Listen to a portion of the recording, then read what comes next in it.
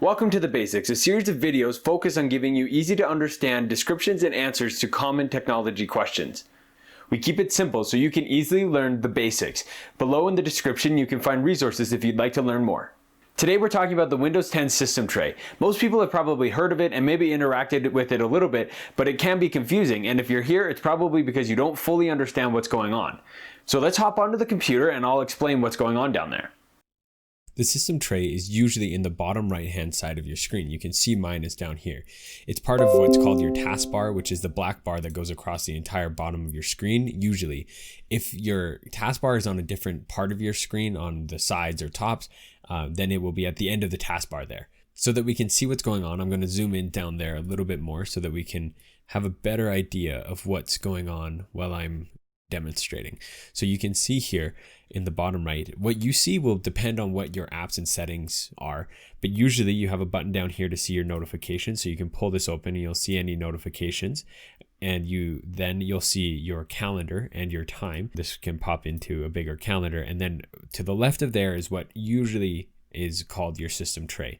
So if you look here, we have our internet connection, whether that's your Ethernet, your Wi-Fi, or your VPN, and then the next thing is your volume. So you can come in here to change your volume, and then usually depending on what you have set up, you might have one or two other ones that automatically put themselves down here. And then the next thing you have is an arrow. So if we click this arrow, we can see a lot more icons. Now I probably have a lot more icons than you do, and that's totally fine. So before we go any further, let me kind of explain what the system tray is. Essentially, the system tray is an area for apps that are running that don't need a window. They're usually running in the background. For example, my Chrome, you can see I don't have my Chrome open right now, but there's a little Chrome thing here that helps make sure that when I close my Chrome and reopen it, all my tabs come back. It's the same with my OneNote or things like that. Things that need some processes to run in the background that don't need to have a window bothering you on your taskbar down here. Those are usually what are down here in these icons. Unlike regular programs that have a task tray icon, when you close them, won't fully shut down and they will instead minimize into this area. So now that I've kind of explained that, let's go through how to customize what's going on down here and what it is that most of these things do. So you'll have different things, and every icon has different actions. But let's start up here, for example, with the Bluetooth devices icon. So this one's not default down in here for me, but if I click on it, it will open up this menu, and I can open up my settings, and I can add a Bluetooth device or show my Bluetooth devices.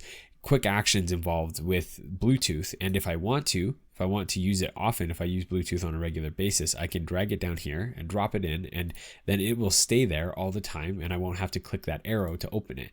Now you can also customize the order in here to be whatever you want. If you want to change the order of these apps to be however you use them most often, you can do that within this area down here. You just drag them around and they'll stay wherever you put them. Depending on what the app is, those quick actions will change. For example, we do IT support for businesses of 10 or less, and we have a custom tray icon. So I usually would have this down here for most of our clients, and if they click on it, they can see here that they can make a new ticket and go to our website and go to their ticket dashboard right from there. Whether they right or left click it, it'll bring up those same options. From here, it's basically up to you. However you feel you want to organize this is up to you.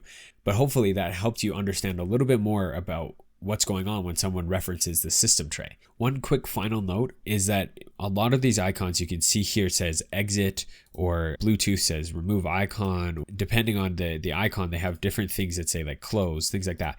If you hit exit or close on those icons, it will shut down whatever processes are attached to those icons. So if you close your or exit your Chrome icon, when you reopen Chrome, it might not remember all your tabs because you shut down that background process.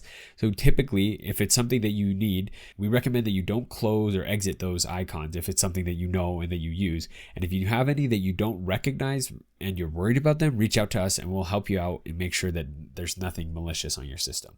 This has been The Basics. Click here to watch the next video in the Basics series, or click here to watch a video that we think you might enjoy. At Pluto Microbusiness, we are committed to providing professional technology support to businesses of 10 or less. If you've got any technology struggles, contact us and we can help you out. The Basics is meant to be straight to the point and simple. It would mean the world to us if you shared this with someone who it might help. But if we answered your question, you can tell YouTube by liking the video below. And if you'd like to see more answers to technology's common questions, you can subscribe below.